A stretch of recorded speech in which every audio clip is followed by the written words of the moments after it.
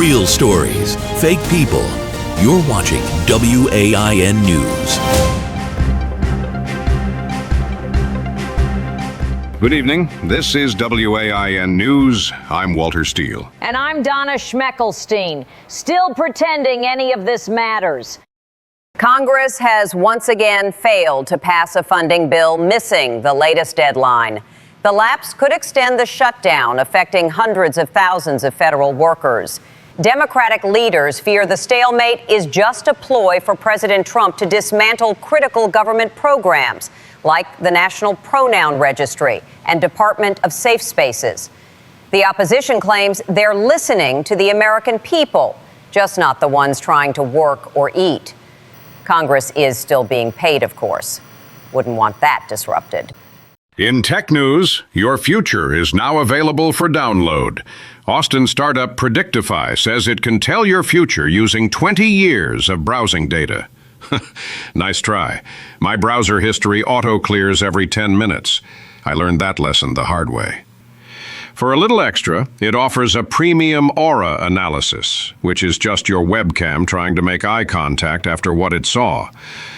Developers say it's not replacing human psychics, just making them less judgmental. No thanks, Predictify.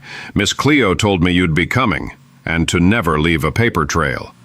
Nothing says late-stage capitalism like competitive napping. In Los Angeles, influencers and CEOs gathered for the Sleep Masters Invitational, a luxury wellness retreat where participants competed to achieve the deepest sleep score.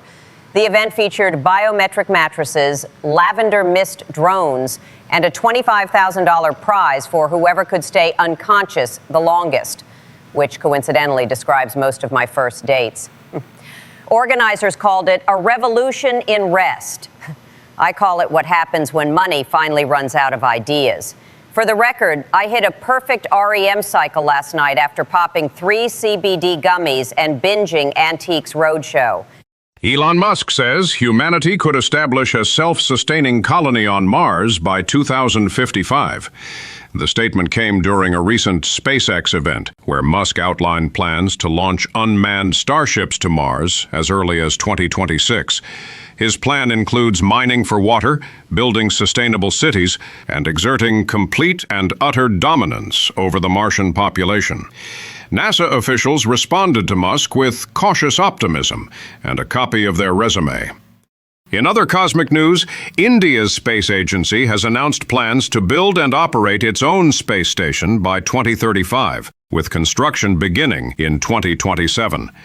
The station will reportedly support long-duration astronaut missions and cutting-edge research, all remotely managed through TeamViewer and funded exclusively in Target gift cards.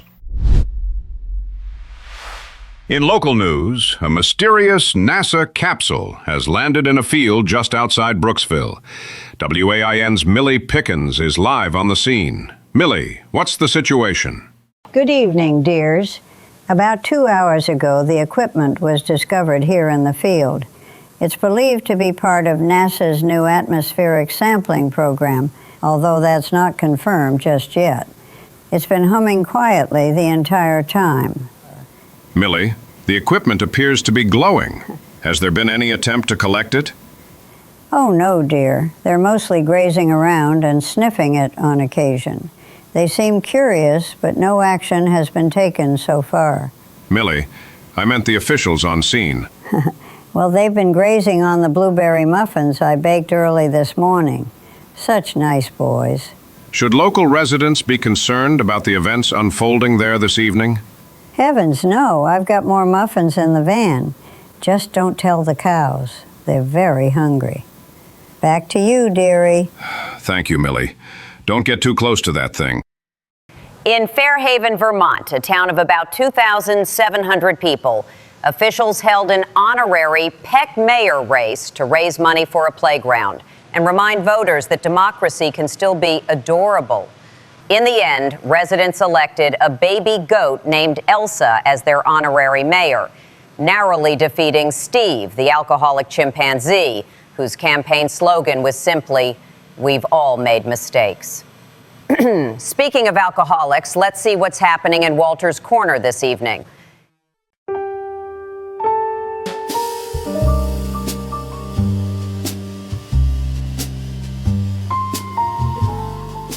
You know, sometimes I look at the headlines and wonder if we're all in the same world, or just logged into the same simulation.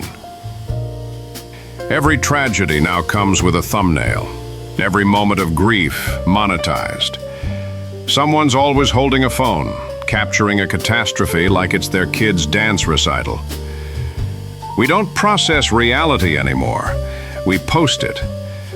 You see a video of a man saving a dog from a flood, and for 3 seconds humanity feels okay again.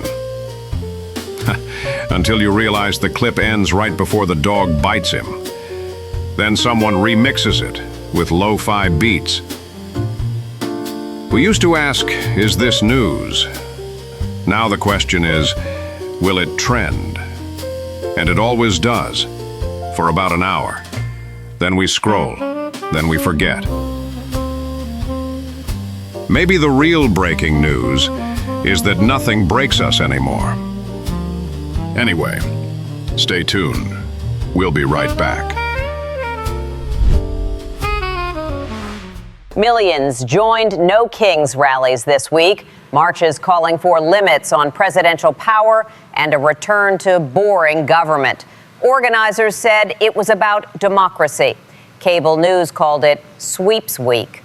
While protesters filled city streets chanting No Kings, President Trump hosted the Royal Cornhole Tournament in the Rose Garden, followed by jester tryouts for the 2026 season. Auditions were open to anyone willing to juggle ethics and power at the same time. That's the news, allegedly. I'm Walter Steele. And I'm Donna Shmeckelstein. Good night and good luck staying sane.